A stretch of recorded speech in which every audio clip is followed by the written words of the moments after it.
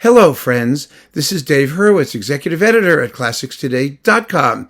In the wake of my review of a couple of Weinberg symphonies, the new release on Deutsche Grammophon, some of you mentioned other works of his, in particular, singling out his cello concerto for particular distinction. And so, let's give it a chat and a plug, shall we? I really grateful for you for mentioning it because I love the piece and I haven't had a chance to review it yet. So this is really a great opportunity.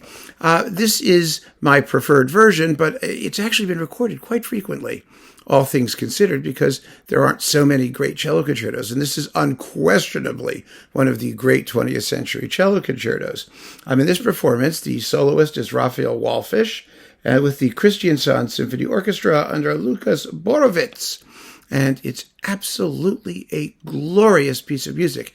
It has a very interesting form. It begins with a very lyrical, fluid adagio, and then has three quicker movements. I mean, they really are. Let's see what are they called here? Wait a minute.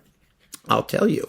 Just so you know, I'm not making this up. Adagio, then moderato, then two allegros. And it's about 33 minutes long. It's a major, major work.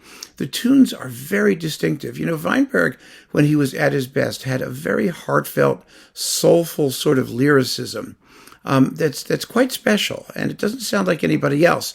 And in addition to that, he came from a family that was active in the Yiddish theater of the day, and he uses Jewish music, klezmer music, Hasidic cantorial music in this work, probably more than almost anything else he wrote. It's really, really very vivid and extraordinarily characterful.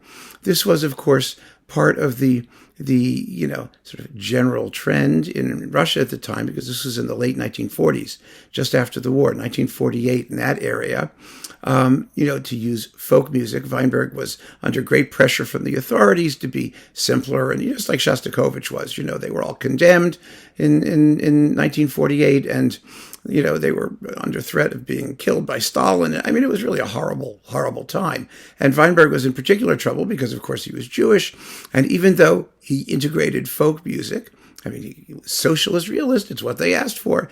They didn't ask for the Jewish version of it, but that's what he did, and that's what he gave them. And the piece wasn't revived until the 1950s, if it was indeed composed a little bit earlier.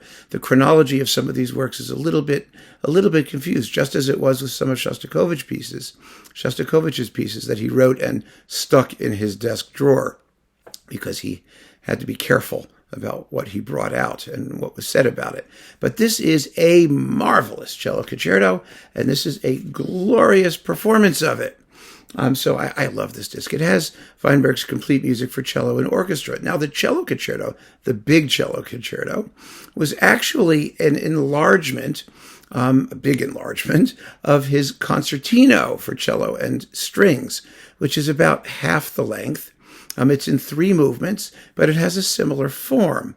It's an adagio and then a couple quick movements, right? Let me check that again to make sure I'm not crazy. I always like to check. There we go. Yes, that's exactly what we have. And it uses some of the same material, but it's quite a different piece. It's shorter. It's more concise.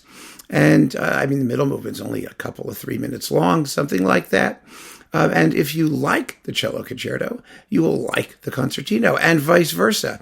And if you really want your dose of cello concerto but are in a rush, you can play the concertino. They're actually very, very interesting works. They have the same opus number. Actually, the cello concerto is opus 43, and the concertino is opus 43 bis.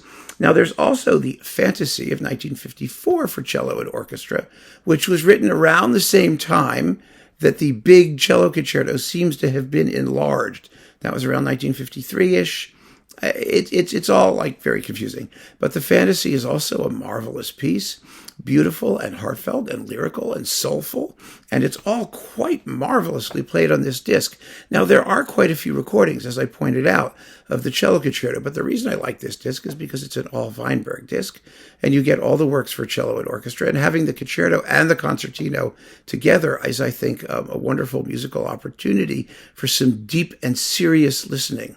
which the works really deserve. And it will get you into the music, because to hear something in two different versions or from two different perspectives or with sort of different shapes, it's a wonderful, wonderful exercise in listening, especially when the music is as immediately expressive and beautiful as these works are. So I recommend this extremely highly for all of you Weinbergians. And I want to thank you again for mentioning the Cello Concerto and giving me an opportunity to haul it out and give it a listen and find it somewhere in this mess of random things. Fortunately, some bits of the alphabet were sort of stuck together in clumps. And I can always go to the overflow room and see what's sitting around in there too. So I can actually access some of this stuff a little bit more conveniently. Anyway, keep on listening, friends, and do hear this Cello Concerto. It's a marvel.